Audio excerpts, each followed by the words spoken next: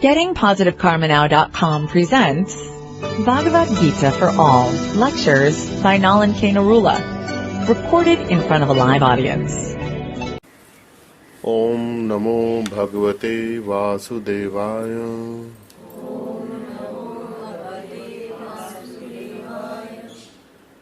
Om Namo Bhagavate Vasudevaya. Om Namo Bhagavate Vasudevaya.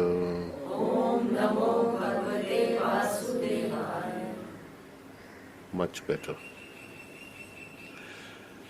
So, Bhagavad Gita chapter 2, we had completed text 28 last time. And the continuity is that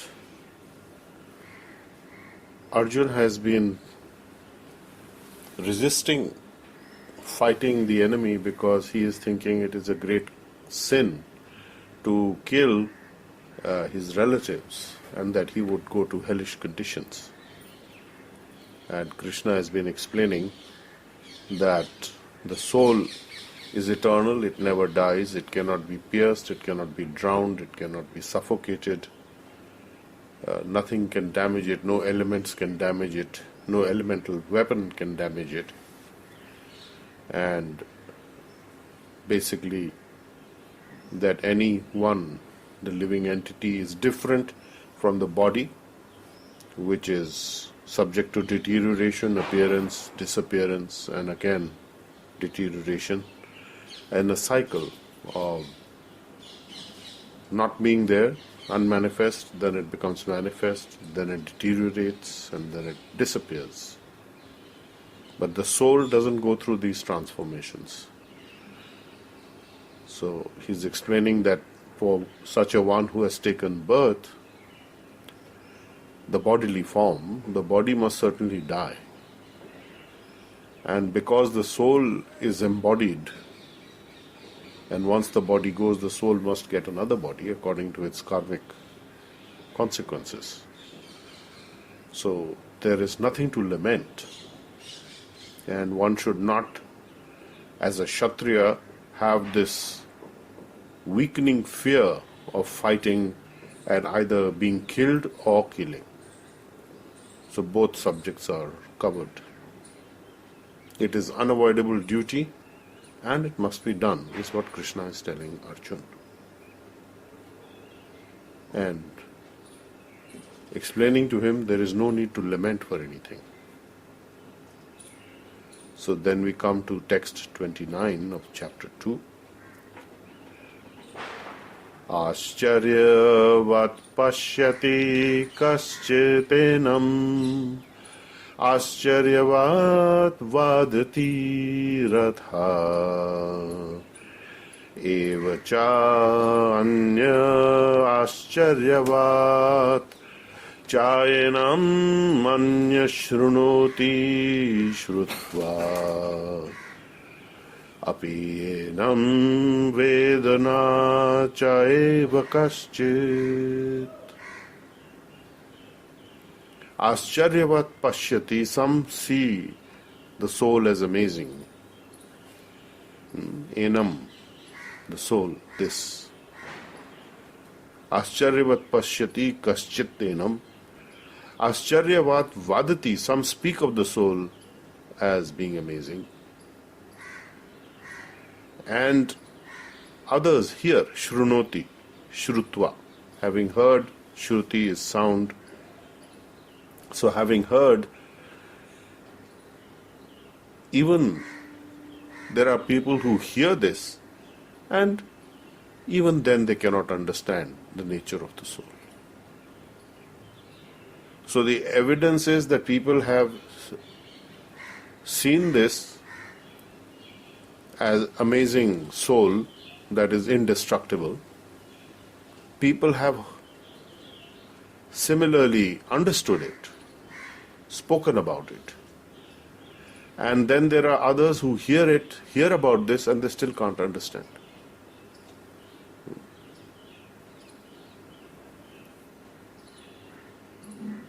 Then we have text 30. Dehi nityam avadhyayam Dehe sarvasya bharata Tasmad sarvani bhutani Natvam shochitam arhasi. Dehi nityam avadhyaha. Dehi, the owner of the body, the material body, is eternally unkillable. Avadhyaha, cannot be killed. I am the soul, Dehe Sarvasya, in the body of everyone. Bharat, son of, descendant of Bharat. Tasmat sarvani bhutani na tvam shochitam arhasi. So because the owner of the body is eternal and unkillable, undestroyable, and that is the same for everyone in every body. Dehe sarvasya, in every body. So, tasmat sarvani bhutani. So there is no reason for you to grieve for anyone who is dying or who is born or who is killed. So you should not grieve for them. And he is also indicating that the soul exists individually in every body. It is not one soul in every body, that each soul is an individual. And the same type of soul is in every single living entity, living body. And when they are killed, or they die, there is no need to shochitam, lament. Then we have text 31. Swadharmam api chavekshya na vikampitum arhasi. Dharmayat hi yuddhat shreya anyat kshatriyasya na vidyate. Swadharmam, one's own eternal occupational duty, often called one's religious principle or religious duty. It has no connotation of sectarianism. It is one's eternal occupational duty. And it also means the occupational duty as per your qualification in the particular body. So there are different levels of occupational duties. So here the reference is that your principles, according to your duty as a Kshatriya, the word Kshatriyasya has been mentioned. So here the definition of Swadharma is to be linked to the word Kshatriya and his Kshatriya dharma or his Kshatriya function, which is as a warrior, as a fighter, to fight on principles of righteousness and religiosity, to maintain those principles. And therefore, you should not hesitate. So you should not vikampitam. Do not hesitate. You do not deserve to hesitate. Vikampitam arhasi. You do not deserve, or it is not appropriate for you. So there is no better engagement for you than fighting. Yuddhat shreya, nothing better. This is the highest engagement for you. So don't take on some other duty, because earlier Arjuna had started by expressing that he would rather go to the forest and live as a mendicant or as a renounced order of life personality. And Krishna is saying that is not your dharma. That is not your swadharma. That is not your occupational duty. Your occupational duty is as a Kshatriya. So you have to fight on these swadharma principles and do not hesitate. So this non-violence for a warrior is not at all appropriate. And we have text 32. Yadrachaya kopapannam swargadwaram apavritam sukhina kshatriya paratha labhante yuddham idrisham. O Parth, son of Prithu,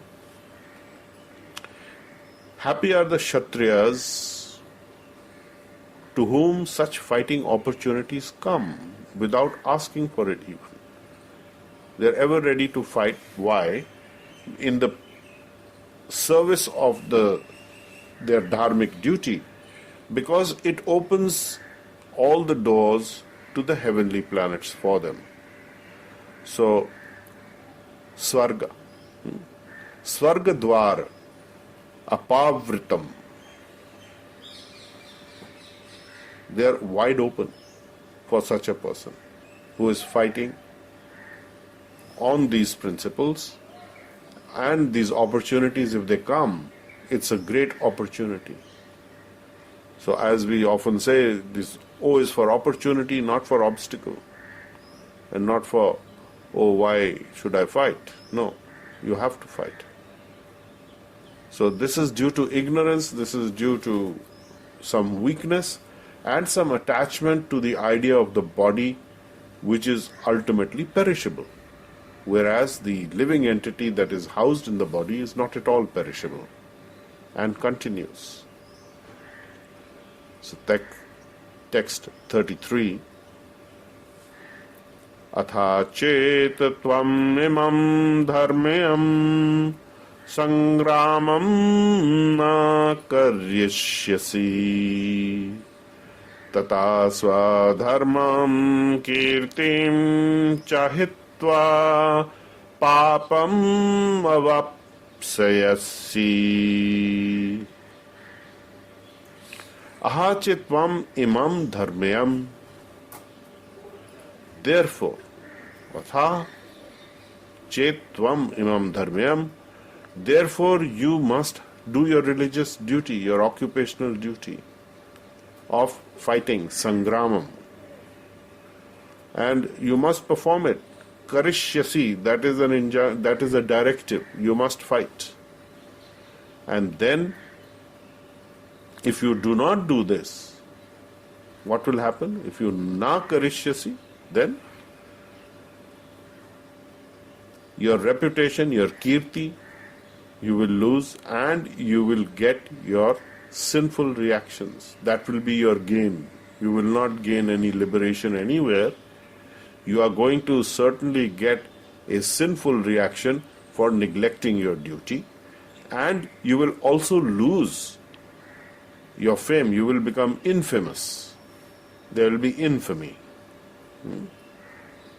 By withdrawing from fighting, he was a very famous warrior with a great track record that he fought many demigods, including Lord Shiva, and he received the Pashupat Astra from him as a blessing after he defeated Lord Shiva in battle.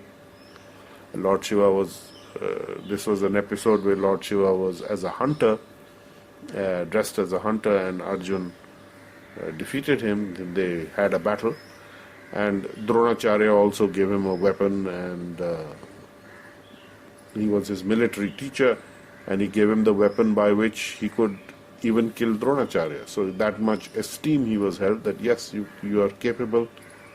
So he had a lot of benedictions, and he was Lord Indra's son. So heavenly planets are mentioned there again to remind him that he has a lineage that is coming from a very high place, and he should not neglect his duty, which is born out of his qualification and his birth and his position.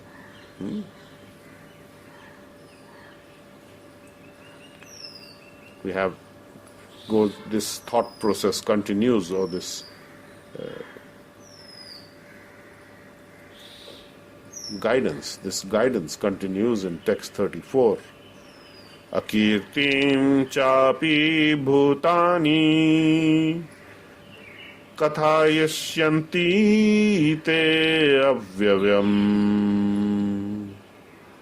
sambhavitasya cha akirti maranat atirichyate.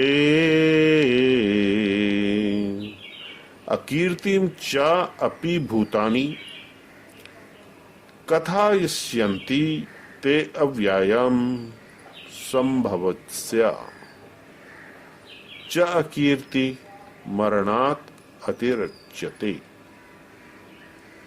Akirti, infamy.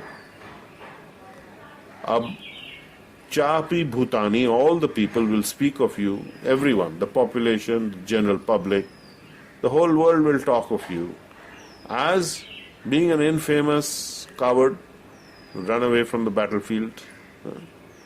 And for a sambhavitasya, for somebody who is a respectable person like you, such ill fame, such akirti, sambhavitasya cha akirti maranat atirachyate. It is worse than death. So such dishonor, such ill fame is certainly worse than death. And how will that help you? And you should therefore fight. And all the people who are supporting you, or who are backing you, or who have honored you in the past, they will also speak like this. All the people. And Krishna is saying that in the earlier he had told him that I am your friend.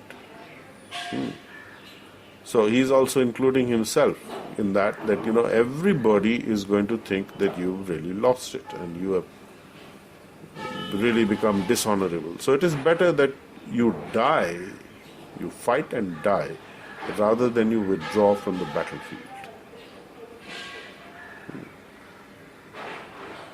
Text 35.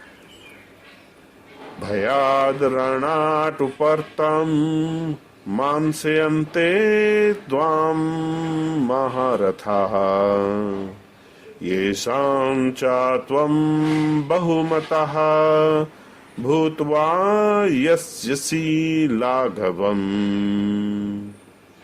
So all the great generals, Maharatha, who have considered you great also, because you have so many accolades to your credit, they will say that Bhayat Ranat Upartam, you ran away from the battlefield out of fear.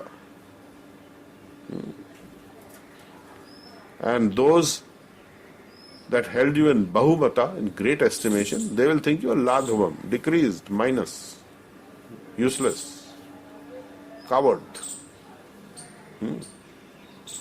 Then what else will happen? More things will happen, more thought processes from the people will come back to you, more reaction is going to come to you from the general population. Text 36 tells us that Avachya vadan cha bahun vadishyanti tava hitah nindantaha nindanta tava samartham tatha dukhatram nu kim.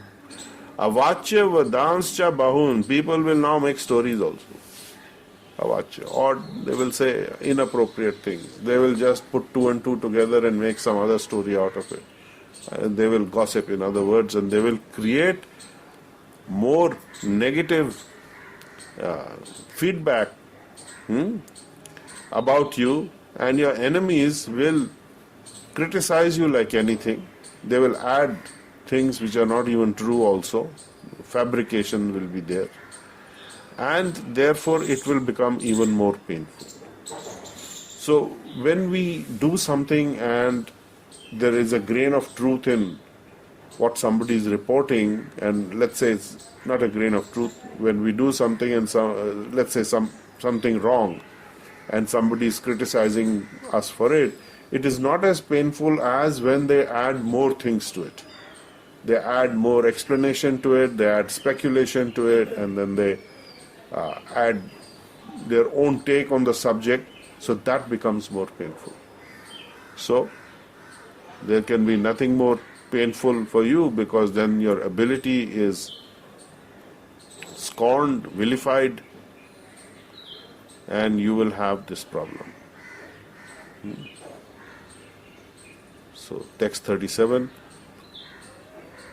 Hato va prapyasi swargam jitva va bhokshyase mahim tasmad uttishta kaunteya yuddhaya krita nischayah.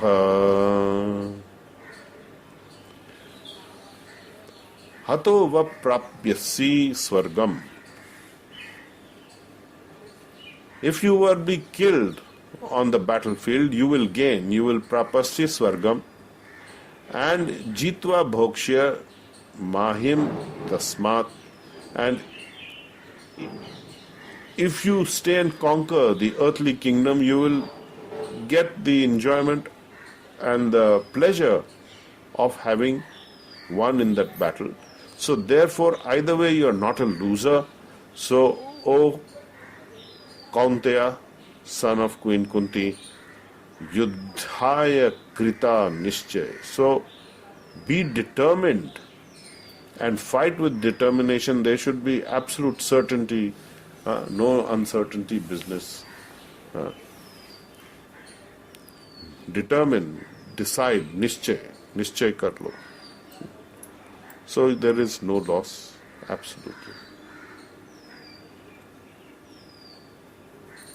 So we will conclude at text 37 of chapter 2, where Arjuna is being inspired from every direction that it is the right thing for him under the circumstances to fight, because he has to fulfill his duty as a Kshatriya warrior. All his concerns about killing, all his concerns about being killed are dealt with in great detail by analytical study, by analytical reasoning Krishna has given him. And he has even gone to the extent of explaining to him what his reputation would be like, what people will think of him, what people will say to him, in case he does not fight, if he goes away from the battlefield. Now this is a very realistic appreciation of the ego position of the person, the dharma position of the person. There is no impractical high philosophy that, you should not be attached and you should be detached and so on and so forth, or you can give up this activity because you are elevated person. Arjuna is not elevated in consciousness right now. He is in anxiety, he is in fear, he is in lamentation, he is regretting, he is hesitant, he is unsure. So Krishna is telling him that this is not befitting you from every angle. So he is explaining the whole gamut of reactions that are going to take place depending on which option he decides to activate. So it is the same with people in life in general, that they are also thinking, what will people say, what will people think, and then how can I do this? So there is an ego position there of how we like to think of ourselves. So Arjuna is going through the same problem. He is actually thinking how it will look, if I do this, what will people say? And Krishna is saying, this is what they will say. Not what you think they will say. They are going to actually say this, that you are a coward, Not that you were a great guy not to kill your relatives, not to go for battle, but that you gave up your duty, that you gave up your dharma, and that is actually the correct thing. Of course, people will manufacture stories about you, and that will come back as, gossip and backbiting and so on and so forth. So that is also going to add to it, to your misery. So better you should die in battle rather than survive as one reluctant, reticent, using some concocted idea of scriptural injunctions of non-violence, of ahimsa. So for a warrior there is no ahimsa in the pursuit of his duty. So there are things that have to be done in the pursuit of everyone's duties and fulfilling of their functions in life, which are apparently violent. But just like in surgery, the surgeon is committing some violence, it is controlled violence for the benefit of the individual. So similarly, Krishna is saying, this is a surgical operation, you be the knife. And you take the credit. If you don't, then you will be a blunt knife and there will be no credit, there will be only infamy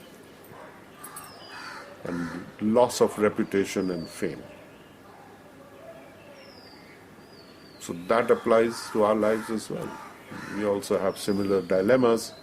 We face these things. So how do you deal with these? When you face something like this in life, when you are deciding, I shouldn't do it because it doesn't look good, what will people think, and then you decide your course of action. And ultimately, how happy or unhappy are you? You need to think about that for a moment. And how does this apply to your life? Any thoughts? Yes. So just want to seek your guidance on the point. Why is Krishna telling Arjun about what will people talk about you? Because, okay, this situation is a very different situation than what I am trying to inquire from you is. Anyway, if he fights any ones also, a lot of people will still talk about him. Who might have lost it, their families, or because I could see in this Mahabharata also, in life also, there are two sets. One set of people will be always in favor or will support. Yeah, there is a difference because Krishna is saying all the great people, all the great generals. He started by saying that all the generals who are Maharathi, the great generals, all the people who are known to you, who are your supporters, they will criticize you. That's number one. So I don't care about the other criticism. Then he's saying the other criticism is going to come in any case. But the first point is that you have a lineage, you have a history. Even the demigods are not going to be happy with you. The people in your clan who expect you to do your dharma, they will not be happy. And what about the ones who are depending on you? They've given up everything to join you to fight. So they've, in many cases, have cut off from their families on the other side. So those considerations are more important rather than some theoretical consideration. And then the fact that people are going to vilify you and call you a coward and manufacture stories about you, that's the next level, little lower level. But that also will affect you. If you are retiring, if you live a retired life and people are talking like this, how do you think that's going to make you happy? It's not. So the same question I ask you. Yes. So, but I was thinking, because we are social animals and we live in a society, so when our karma on this platform is to live well, so without social acceptance and without social interaction, we cannot be happy. How can we be? So that's Happiness, really a dilemma. happiness word is very dicey because that's a whole different subject which we will cover tomorrow actually, Okay. in the seminar tomorrow. But it is not a matter of happiness in isolation. Happiness, as you say, is in connection with some linking to society. Now, if Arjun does his duty and he dies on the battlefield, he will go to the heavenly planets society where he will be made much of. Right? Nobody is going to criticize him there. He has reached heaven. All the doors are open for him. So that's a great thing that he has achieved. So there's no criticism, there's no downside. If he wins and he remains alive, he gains a whole kingdom and the gratitude of a population, of an entire kingdom. So where is the criticism? There will be a few odd people here and there. That is not relevant simply because he is actually fulfilling his Kshatriya dharma and protecting the people and those who are on the right path for the religiosity principles, the Swadharma principles. So there is no downside. So in any way you analyze it, you cannot give up your decision just because a few minority might criticize you. But where the majority opinion is telling you this is right, not right, and these are the opinion of people that you value and whose judgment you value. After all, you associate, they are generals. Not only generals from your side, generals from the other side will also, they are going to criticize you in any case, your enemies, but this is your own people. So you can't let your own people down. So various levels of arguments. You cannot give up your duty, you cannot give up what is your correct action, and you cannot give up because all these people are there with you also. They are part of your team. So you'll let the whole team down. So basically you're letting the team down. So that is the point.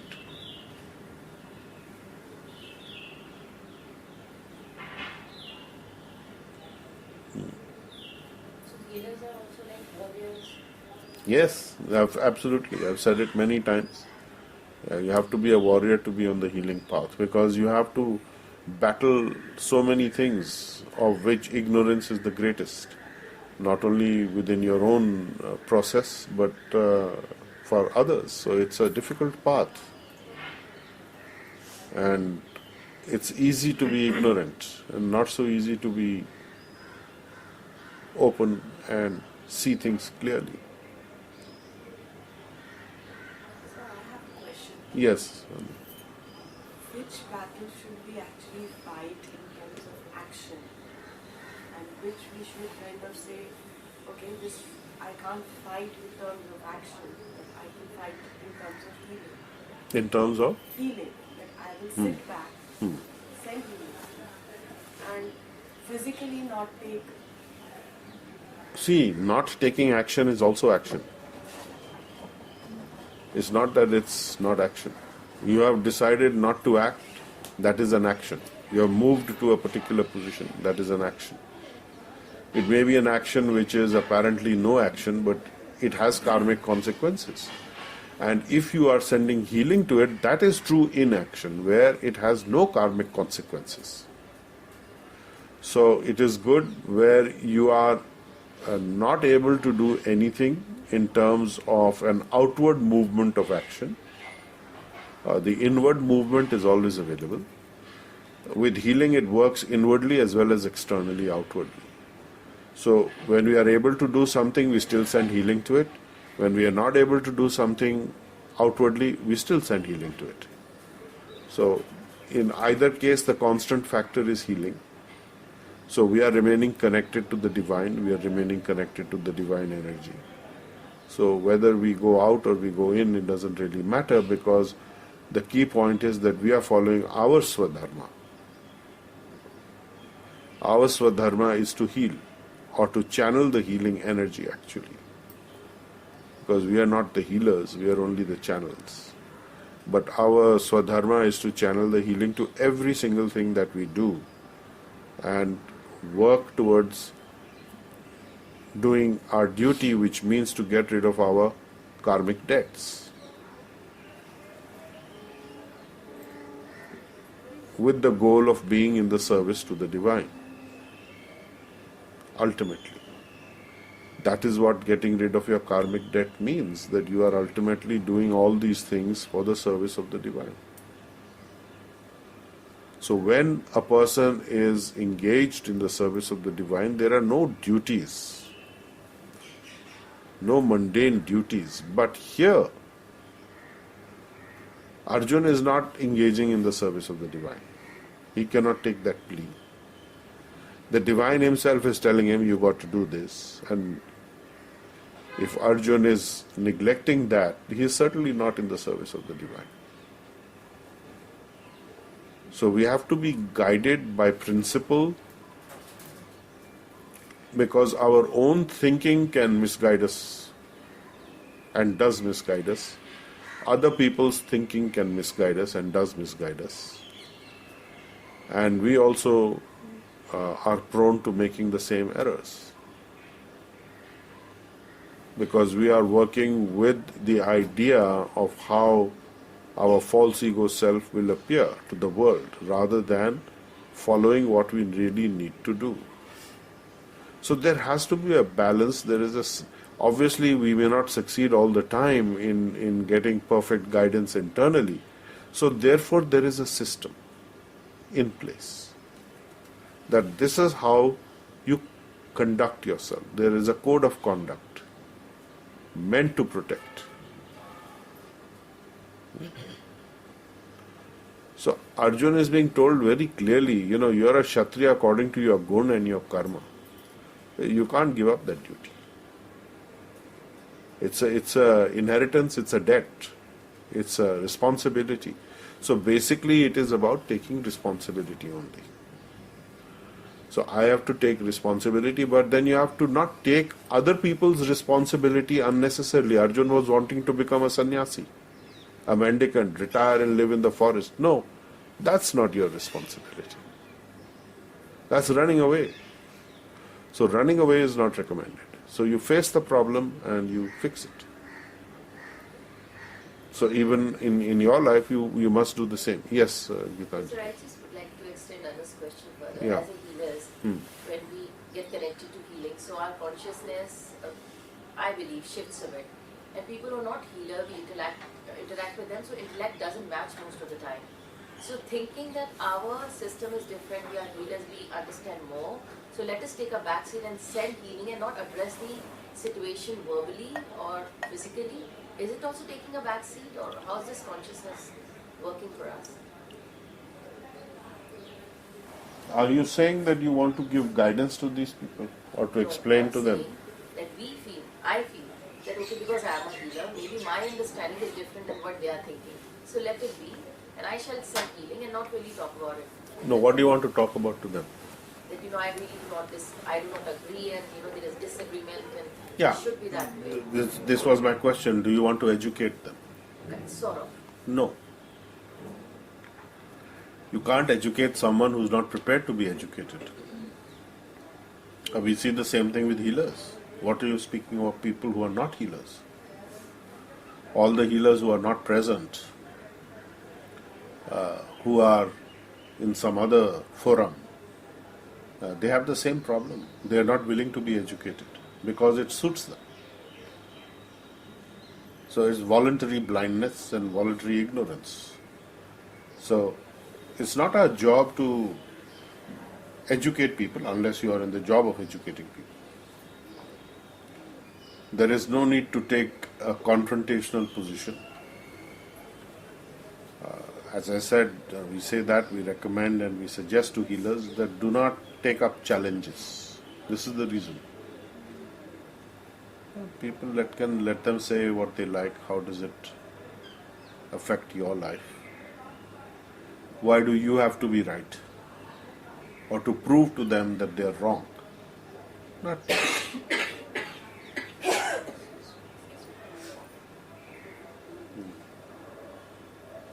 We need not do that.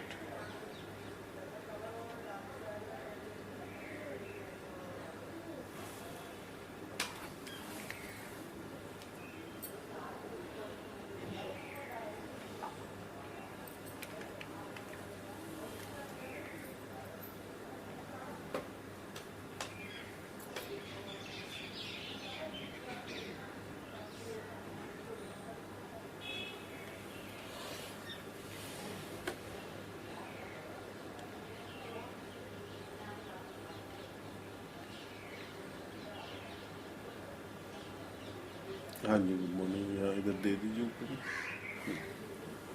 दो दे दो।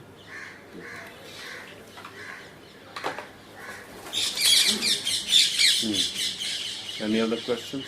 Yes. I just have a thought. Lord Krishna is telling all these things to Arjuna because he is now in the battlefield. All these thoughts probably which are coming in his mind are too late because he has already taken, or their side has already taken a decision to fight, and I am sure a lot of preparations has gone in, and now at the verge of a fighting, and then if he is saying I want to quit, it's not correct. Is my understanding correct? No. Your understanding is too simplistic. Okay. The understanding is what Krishna has explained so far. That basically it's a matter of your duty. It's not that preparations have been made. There's no mention of preparations having been made. That's not the consideration at all. You understand? The consideration is that you are not fulfilling your duty. And when you do not fulfill your duty, these are the consequences, that you will get a sinful reaction for which you will have to pay for. And you will also get infamy. You will be criticized. And you will be dishonored. So for an honorable person, there is nothing worse than dishonor. What you are talking about is opportunity cost. So if you have an opportunity cost of something, let us say that you have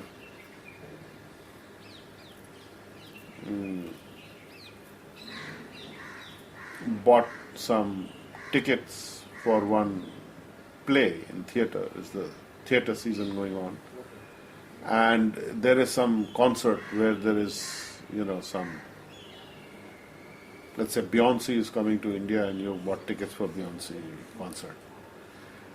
And you have to wait in the stadium and it's long distance. Now you paid it. Now Beyonce is not coming, cancelled last minute, but some decent second level chaps are coming. The question is that would you go? So you might say, since I've bought the tickets, I will go. But suppose we were to put the question the other way around, suppose you didn't buy the tickets. A friend of you called and say, there's this concert here, I have 2 tickets, would you like them? So he'll say, is Beyonce coming? He said, no. He said, why will I buy those tickets? Why will I take those tickets? I will have, even if it's free, or even if I have to pay you something, why will I go and buy them? Because it's a big hassle and I should stand in queues and get dhakka, mukka, maki, all that business going on. And Beyonce is also not there, only the second tier people are there. Why will I go to the concert? So the same question. So if you bought the tickets, you've already lost the money. There's no question getting anything. Now you're going to zabardasti go and get vasuli. So this vasuli idea, I must get my maximum out of it, is what kills you. So give it up. I mean, Beyonce is not coming, I'm not going. Leave it. You lost the money, you lost the money. It's like people go for a buffet lunch on Sunday to a 5-star, starve themselves, vasuli karni hai, and then they're so sick afterwards.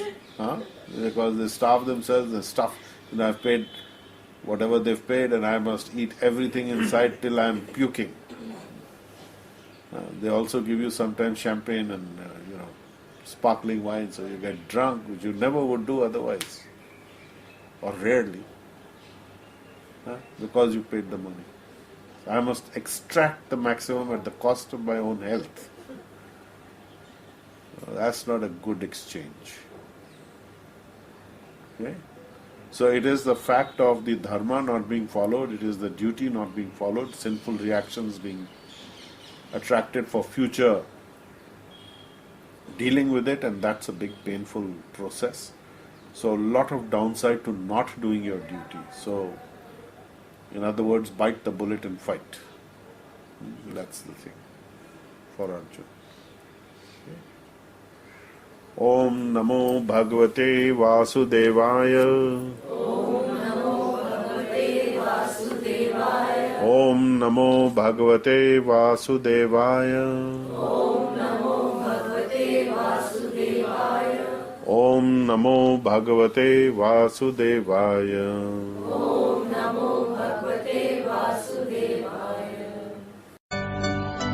You've been listening to Bhagavad Gita for All, a lecture series by Nalan K. Narula. Explore our website, gettingpositivekarmanow.com, for more on how to change your karma and destiny.